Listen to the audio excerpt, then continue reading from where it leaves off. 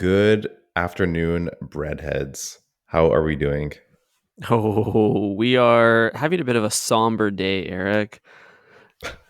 Yeah, that's right. We have a pretty crazy news story across our desks today. I won't tell you what it is. I'm just gonna play this news clip that I found. Okay, take a listen. We're starting here with a stunning crime overnight inside of a Chicago fast food restaurant. A man who was sitting inside of a Subway was shot in the head. I Wow. mean, can you believe that? I don't know why I'm laughing. That's crazy. That's terrible. it's it's almost unbelievable. However, that's not even what the article is called. Okay, that's like the first thing they say in the news clip, but the article itself says Chicago police orders 24-hour Subway restaurant closed due to public safety threat. So the Mm. news piece here, and I think this reveals a lot about America, is that the news article is the Subway is closed, and not that someone died. Right. The real tragedy here is that we had to shut down capitalism. Yeah, we had to pause fast food for a day. Holy shit. Wow. Okay. So Chicago. This is not good for Chicago's reputation. Definitely not. And if you haven't already guessed, this is from south side of Chicago. Mm-hmm. So obviously a very like violent area. Like in reading further into the article, they said that this subway is no stranger to violence, and the subway actually has bulletproof glass separating the artists from the patrons. Wow. Like floor to ceiling. Yeah, floor to ceiling. It's looking like a toll booth. That's crazy. That's like more glass than you'd find at a bank teller or the TSA agent has protecting them. 100%. Makes me think, like, do you think whoever manufactures this bulletproof glass is like lobbying the government to like keep guns legal? Whoa. It's probably in their best interest. If there's no Yeah, bullets, there's no need for the glass. exactly. Like having a law that can throw your business away is just bad for business, obviously. It's so weird. Crazy. So like there's the only like things that have bulletproof glass are like the Pope's little balcony, the Yeah. Cybertruck, and then like a subway in the south side of Chi-town. That's funny. Yeah. That is pretty wild. But it makes me think, like, what other acts of violence are happening in this subway? And like, are the acts of violence specific to the fast food that you're consuming? Like at Hmm. Subway, are you, I don't know, hitting dudes over the head with your foot long like on a regular basis? Whereas like at McDonald's, you're hucking nuggets. Yeah, dude.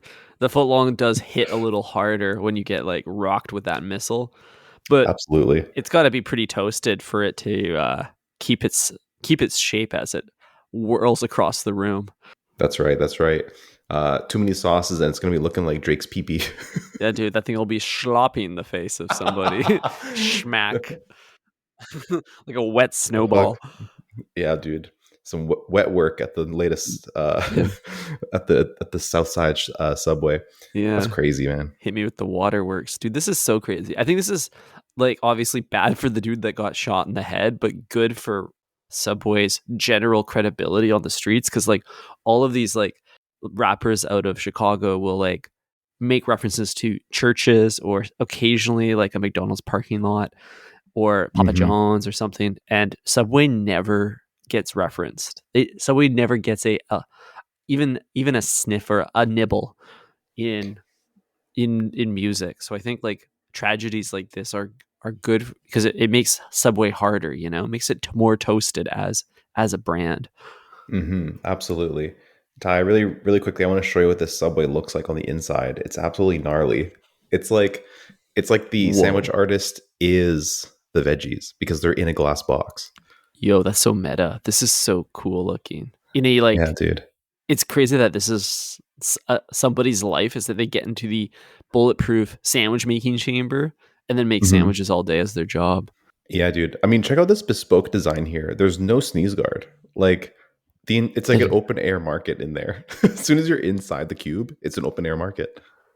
Yo, that is wild that there's actually no the sneeze guard. It is one and the same. The sneeze guard goes Hmm. to the ceiling. So the sandwich artist, they have complete coverage of those buckets. Like if they sneeze, that whole area is getting fumed. Yeah, that's true. They're in one big hot box with the Dude, hot chilies. you want to get like just like a foot long, but it has like just the slight tint of your sandwich artist's farts. Like this is the place No, to go. no. When you're a sandwich artist and your olives are marinating in the same brine. Shit, dude. Shit, dude.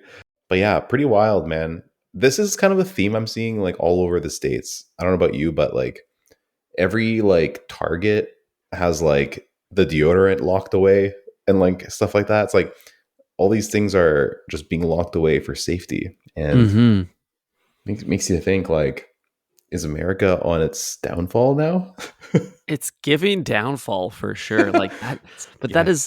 it is absurd. Like the lengths they're going to go for these types of contraptions. Like if we actually like zoom in on this image of this subway with the floor to ceiling bulletproof glass, they had to make sure that there was no way someone could get around that glass. So Hmm. they've built a custom like dolly that's got made of bulletproof glass that rotates in a circle so that they can bring the sandwich to the patron and the patrons, I Oh guess, yes. currency back into the zoo, like the zoo animal cage size, without Yeah, yeah, yeah. there ever being an exposed moment for like the sandwich artist to have a target.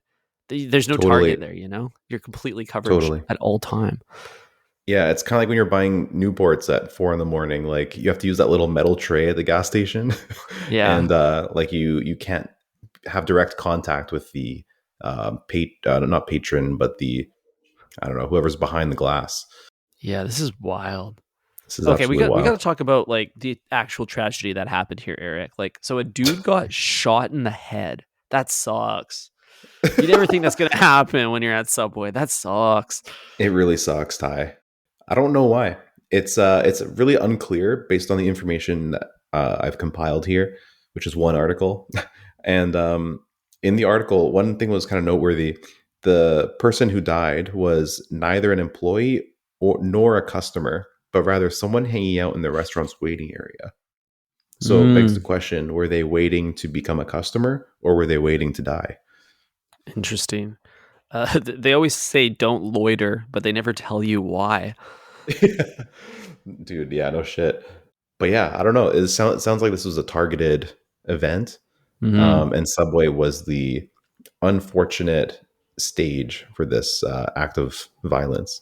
Dude, I think yeah, it must have been targeted. If they weren't there to dine, why would you go linger in there? Because Totally. you're just like, this is my final resting place. Do you think as Yeah. gang members you get like instead of like a last meal, you get like a last location, like a last pin drop? They're like, where do you want Whoa. your last pin drop to be when we like Whack you. just clip you? Yeah. You get to pick and the guy's like, well, I really just like the subway in my Hmm. neighborhood. Holy shit, yeah. Wow, yeah, that's an interesting question. Where do you want to die? I mean, if true, that's kind of interesting, and shout out to all the murderers out there who offer the chance, I guess. Mhm. It's really user centric, really like good Yeah. customer experience. I don't know. Hmm.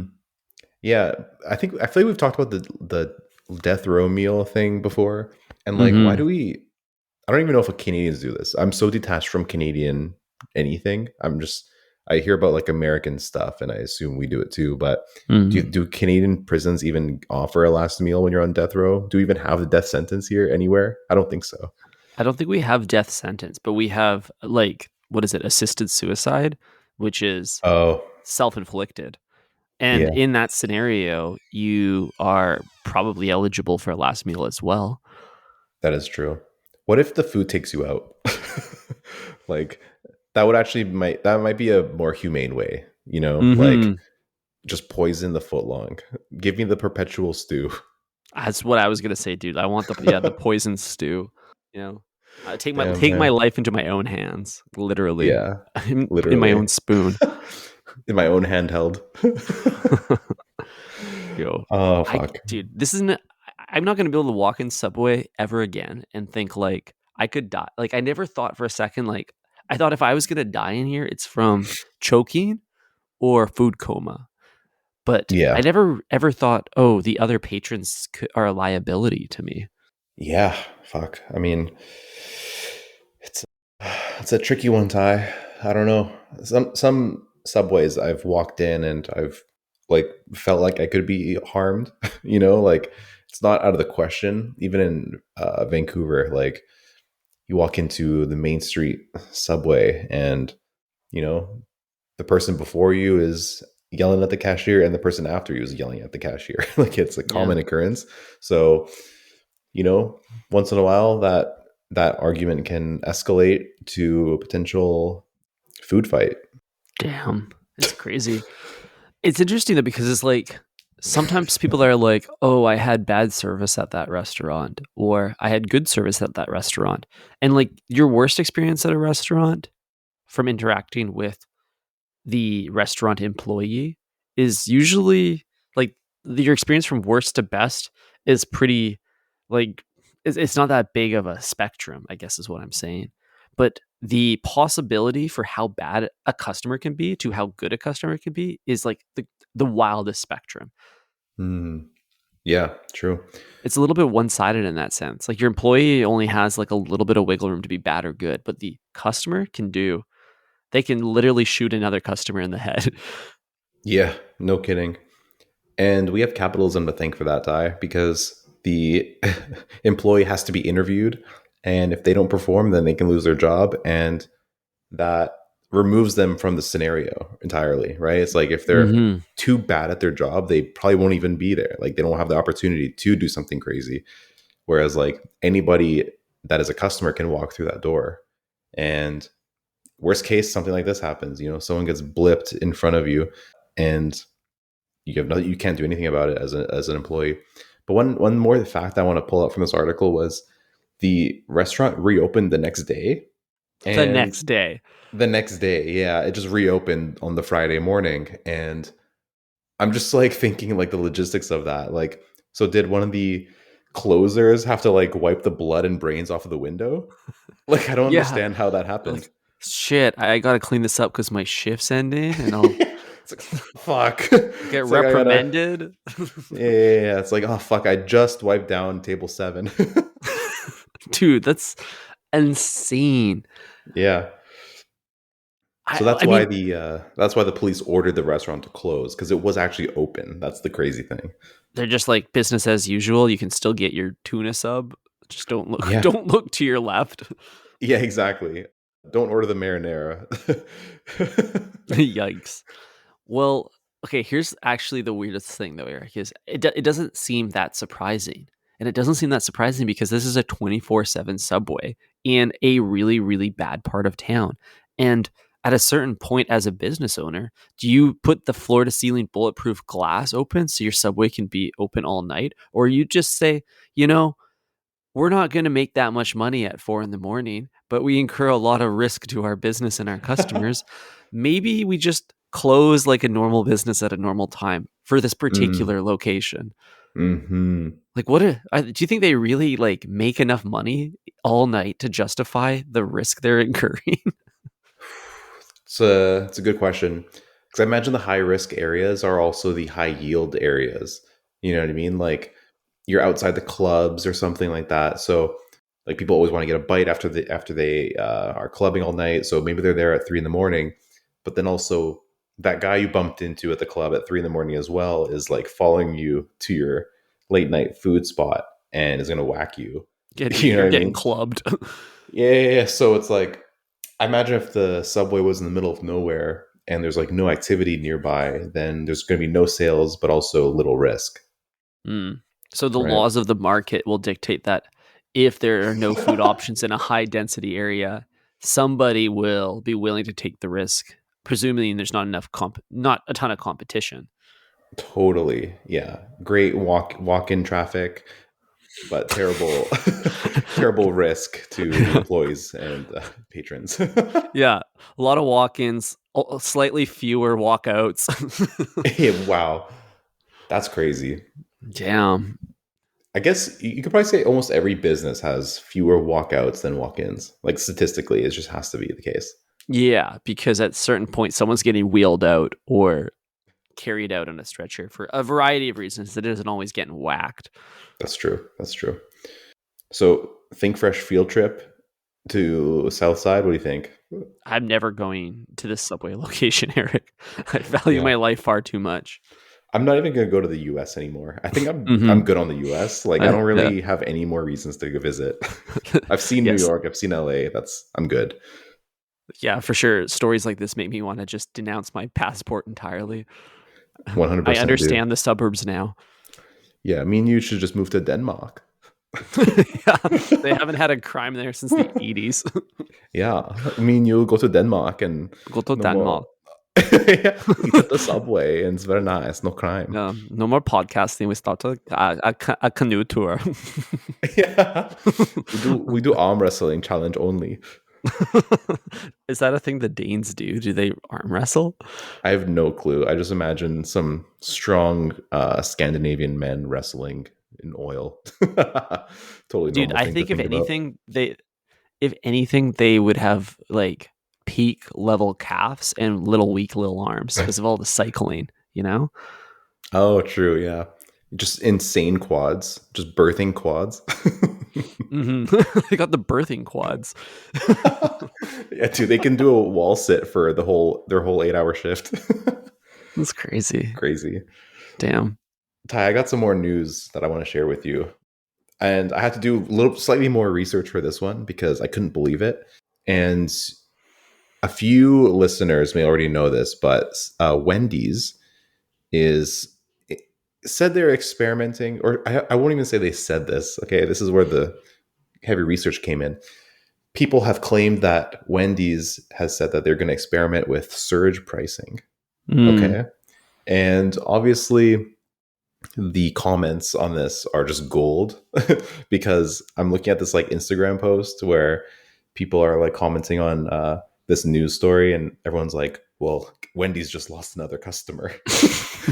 it's just like fake outrage, and like every like corporate like fast food company is jumping at the opportunity to be like, we'll never do that to you guys. Like, and everyone gets a free Whopper, you know? Right. It's just like a fucking marketing circle jerk here, and it's really unfortunate.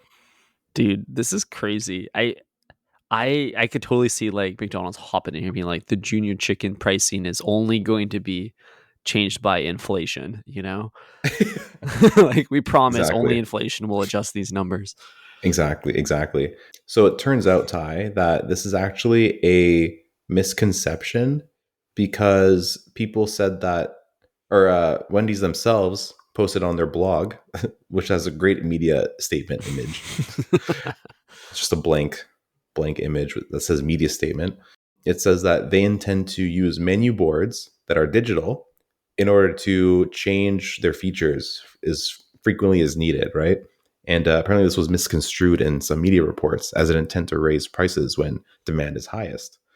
So all for nothing, everyone can calm down, put the pitchforks down. You know what I mean? The tiki torches can be put out. You know what, though? No need to fear. Okay, Wendy's Baconator will stay the same. I don't know, man. I think they're walking back their claims. This is the official Wendy's statement, but I bet you they did hint at it. I don't know the entire narrative here, but I bet you they were considering it, and then they saw the only thing that actually surged, which was their negative publicity. Yeah, it's entirely possible that the CE, like someone leaked this news, and then before they even had a chance to do it, they walked it back because they saw the leak and the response to the leak. I'm kind of bummed because I like this idea. Like, I'm not going into Wendy's during peak times. I'm going to Wendy's when I'm desperate and it's vampire hours and there's Mhm. like, I haven't seen another human in 45 minutes. So there's Mhm. no way I'm getting a good deal on my whatever. I don't even McFlurry. What do they sell there? I never go Mhm. into Wendy's anyways. Totally.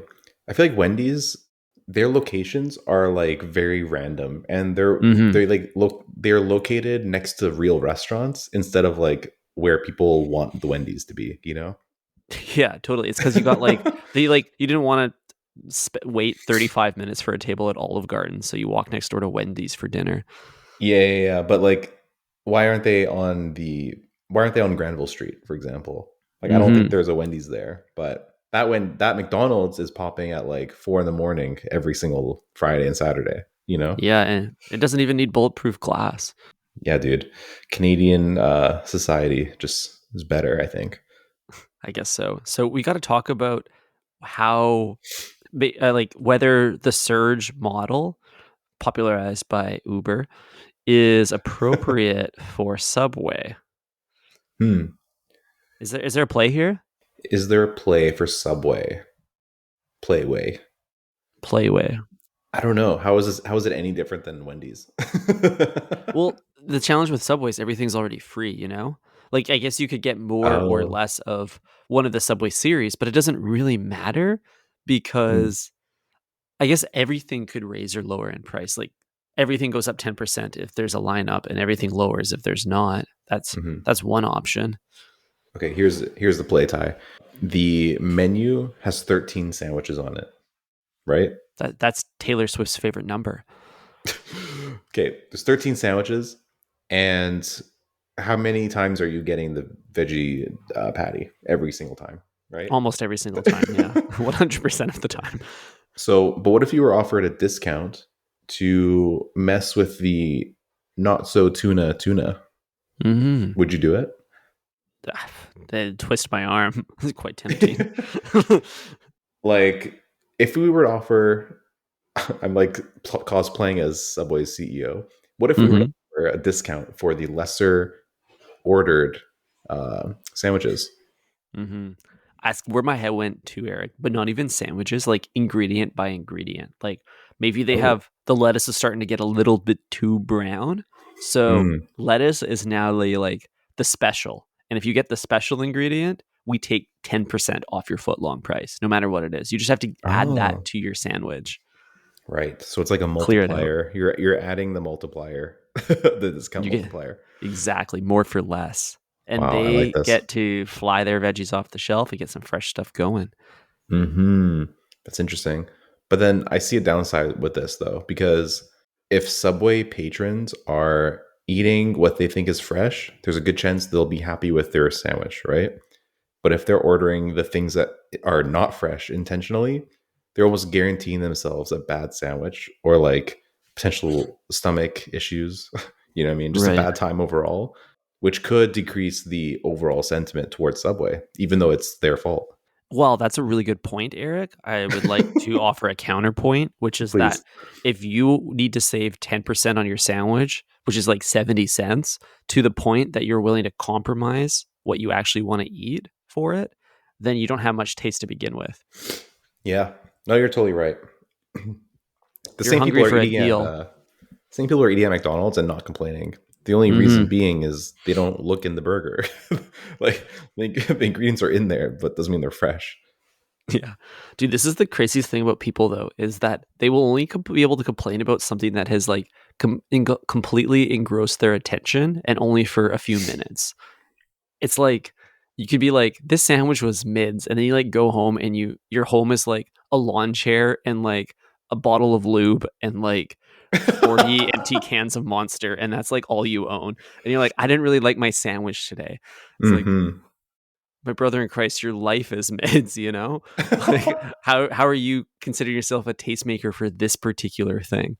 Wow, that's a great point. It's like you have no reason or no right even to complain about someone else's sandwich that they made for you when your TV is on top of a cardboard box, you know? Mm-hmm. Yeah, dude. As soon as someone at like that I meet says something negative about anything, they try to be critical. The first thing I do is immediately look at their haircut. Yeah, dude. Just like, Well, this okay, is well, we need to understand the credibility of what you just said, and like, are you entitled to any 100%. sort of opinion? That's a great point because this is also a really important tactic used in the courtroom. Like the first duty is to discredit the witness if you're on the other side, right? So if you can discredit what this person is saying, then the jury can just strike that out, right? It's like this person is clearly a wacko. You can't Mm-hmm. listen to them, and I think that's really important here as well. It's like anytime someone critiques something that you are experiencing, or maybe something that you like, you can really quickly just look at them see if their opinion is valid. Like if they have an OnlyFans, then opinion rejected, you know? Yeah, you've made your bed. Now you must lay in it with a with a camera, Hmm.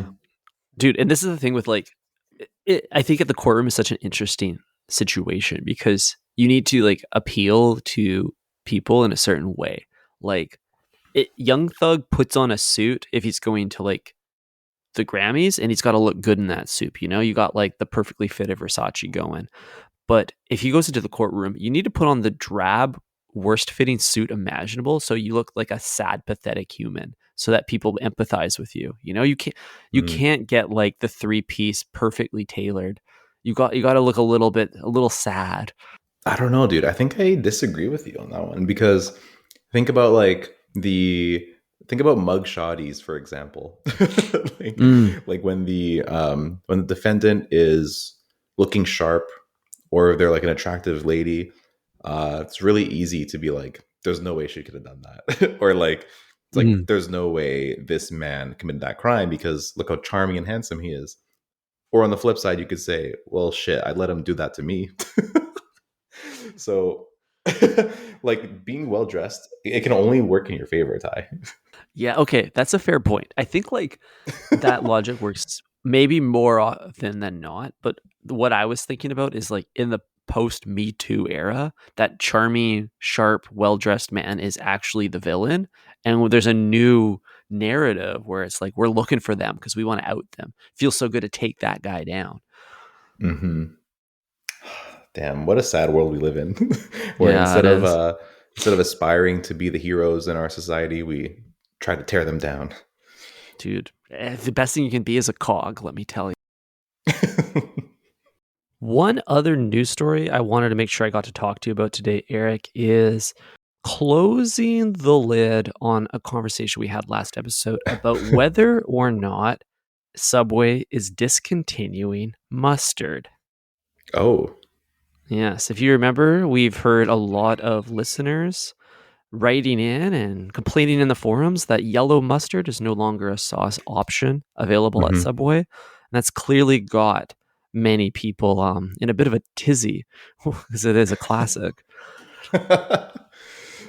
Okay, I need to clarify first of all, was there ever a mustard on the menu? I believe there was. What I've learned is there was a mustard.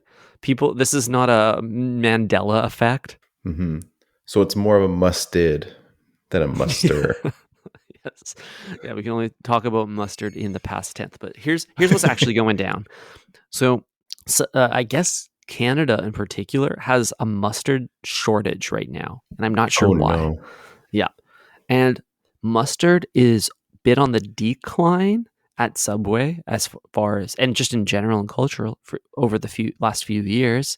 So Subway is indeed removing it at least temporarily from the menu. There will be no more mustard. Crazy, right? That's absolutely nuts. Makes me think back to the great sriracha shortage of 2023. And I'm pretty sure Subway always had it on the menu. So it makes me wonder, like, did they have a house-made sriracha? Or were they simply very bullish on sriracha early Q1 and just had Yeah, like dude. a, little nest egg to Fucking lay back on? yeah, the war chest of sriracha bottles at Subway HQ in the vault. Totally. The sanctions weren't working and Subway was able to hang on. I think that the mustard, like, mustard vault is a little more skimpy because they have publicly admitted that they are moving on from mustard, but they're not moving on completely. They're currently in negotiations and transition to a different mustard supplier, but they don't know Hmm. when contracts will be signed and mustard will be sent to stores and what stores will get them once it's all said and done. So there's a good chance if mustard has left your location, it's not coming back. Oh no, that's not what I want Dude, to hear, Ty, I because know. I'm really hoping it comes back, and I'm hoping it comes back stronger and more fuerte than ever. You know what I mean? Yeah, dude, I Like want my I need mustard to that just to be punch me in the face. 100%. I need that little Dijon action. Like if they Yeah. can just really make that shit just clock me in the face every time, then I'll be happier. Yeah, dude. If I mean, there's only some in some ways I do want to be shot in the face at Subway, but it's with a really intense sauce, and it's more symbolic. And 100%, dude. Oh, shit. I just feel like okay, I it's one of those things where it's like you don't really know how good you've got it until it's gone. And that's how I feel about the mustard. I myself have denied my footlong mustard drizzle probably the last like 200 inches. I haven't gone near the mustard. I was bored by it, but now the minute it's gone, I want it so bad. I want the taste of that yellow mustard on my sandwich. You're totally right. It's crazy. Like Subway, they just offer you so many options of sauce that like just the pure fact that there are so many choices makes you want to go crazy with it. You're like, yeah, I'll try the ranch. Like it's like that does not belong in a sandwich whatsoever. But because you're offering it to me, I'm more inclined to try it, and I'm gonna skip the classics, right? Because I probably have mustard at home, but I don't have barbecue at home. Yeah, the sweet onion chicken teriyaki sauce is a little bit like bespoke, it's Subway Mhm. exclusive. So I think that's what's happening here is I think that the choice has expanded so much recently that mustard is just getting a smaller and smaller inch of the sandwich, slice of the pie. Mhm. And that's going to continue to be the case. And so I started looking at sauce trends all across North America, and that seems to be the case. Is that as more choice enters the market, our main players, ketchup, mustard, relish, their market is shrinking and shrinking. Mhm. Sad to see. It is. But also, I don't feel very apologetic for ketchup. I think ketchup is like one of the mainstream acts that doesn't really deserve to be there. Maybe it did at one point, but I think it's long overdue for a ripening, you know? Yeah, absolutely. And so this is what's really interesting. I started getting into a like what's happening next in sauces whole. And I learned a little bit about where the market thinks the next sauces are going to be happening. And one of them is like a strain of ketchup. It's like the Omicron of ketchup. It's Oh Punjabi no. ketchup. Wait, hold on. Punjabi ketchup? Yeah, dude. So like this is apparently the thing is Bro, curry ketchup has been around for a while. I'll just say that. It has been, but you don't really see a lot of curried ketchup options kicking it next to Heinz on the grocery store shelf, unless you're at like Lazy Acres or something. Right. Or at a like bratwurst pop up. Yeah, or an actual Punjabi market. So Oh we're thinking yes. like, I guess like just more vibrant, spicy ketchup, which I'm all for. I think that sounds awesome. Hmm. Yeah, dude, spicy ketchup. It kind of just reminds me though of like brunch places that have their in-house ketchup. Like they all Hmm. have an in-house ketchup that is with cumin or like kind of spicy.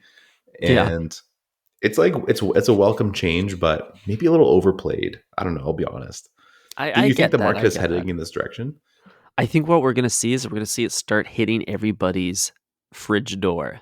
That's the next big move for ketchup with a little bit of smoked paprika in it. Hmm. Interesting. Yeah. The other one that's really big is they're calling the trend swicy, which is not quite swass, but it's Wait. Let me spicy. guess. Yeah, yeah. Go Well, for okay, it. spicy and No? sweet. Yeah, it's pretty obvious. Sorry Thanks I for didn't give you that taking that away from me. opportunity. Yeah. Okay, anyways, sweet and spicy. This has been a Chinese food staple since the Han Dynasty, Thai. Why is this Mhm. trending now? I think it's because the North American palate is getting hotter.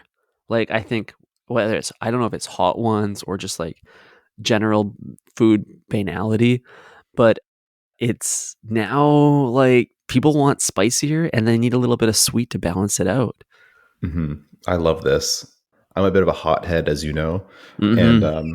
I'm curious, Ty, if you came across any of this in your research, but how common is like spice in the North American palate these days? Because it's kind of like a club, you know what I mean? Like it's a club where the entrance free fee is practice, you know? It's like if you want to Hmm. be in the club of spicy sauce consumers, you got to like, you know, put some shots up in the gym. You gotta take down some sriracha once in a while to, train the palate. And so, yeah, I'm just curious, like, is that club getting bigger or smaller? I think it's getting bigger, my guy. Like, everyone wants to say they get a 5 at the Thai restaurant, Like, and I think people are putting the time in. And I think like Subway is where entry level, a lot of places will give you entry level heat, but like they added that hot sauce to the menu. That thing's got a little bit of kick. And you know what? I think they're leaving a few more seeds in the jalapeno now. Oh shit. They used to strip that thing seedless, but we got a little pocket of heat happening. That's right. And you can probably do a quick Google search term trend forecast here, but spicy margs have been having a very productive quarter as well. Mm-hmm. Exactly. So I think what's happening here, Eric, is that spice is no longer localized. We now live in let's call it a global Scoville village of sorts. I only said that Damn it. because it was a bit forced. Mm-hmm. It's pretty exciting. There That is is exciting. one other sauce that is supposed to be up and coming. That's a real throwback. And I don't know if I believe in this, and I want to hear your take. Okay. Tartar sauce coming back. Oh, I never thought it left. Tartar sauce hits, bro. Are you kidding? Yeah, dude. I think what's happened to tartar sauce though is it fell into this GMO hole and like this processed hole where like all tartar felt like it was like came from like this it comes out of like a big fat tube like a slug. And I think craft tartar sauce is what's gonna revitalize it. Fuck yeah, dude. Dude, nothing better than a little fish and chippy with some tartar sauce. Oh man. That and the game. What's the ideal Friday? Damn, yeah. Fucking awesome. Like men around the world just said hell yeah in synchronicity. Dude, if we all say hell yeah in unison, then the world would implode. But yeah, dude, tartar sauce has always been one of the best things of all time. It's perfectly creamy. You know what I mean? There's little chunks of stuff in there. I'm not sure what it is. Maybe celery. I don't really know. But this is why we need like the craft complex of craft beer and artisanal ketchups to move into tartar, so they can start explaining to us why that shit's in there and why it's so special to the experience of the tartar. Totally. There's also this iconic line from SpongeBob where he's like, he uses tartar sauce as a derogatory way to explain his anger. You know what I mean? He says tartar sauce. Does he say that? I'm pretty sure. That's awesome. It goes with the whole nautical theme, I would imagine. Makes sense. Wow, the writers there are clever. I saw this Instagram post the other day that I don't like repeating content I read on the internet on this podcast, but it was pretty funny. The conversation went like this. Hey, have you heard of Squidward? Yes. Well, you should check out this show, SpongeBob. He's in it. Wait, I don't get it. That's the joke. What the fuck? I don't understand. It's pretty funny, hey? thinkfreshpodcast.com is the website. Yep. You can listen to episodes on Spotify and Apple Music. And thanks for listening, everybody. Think fresh, everybody. Ciao. Think fresh.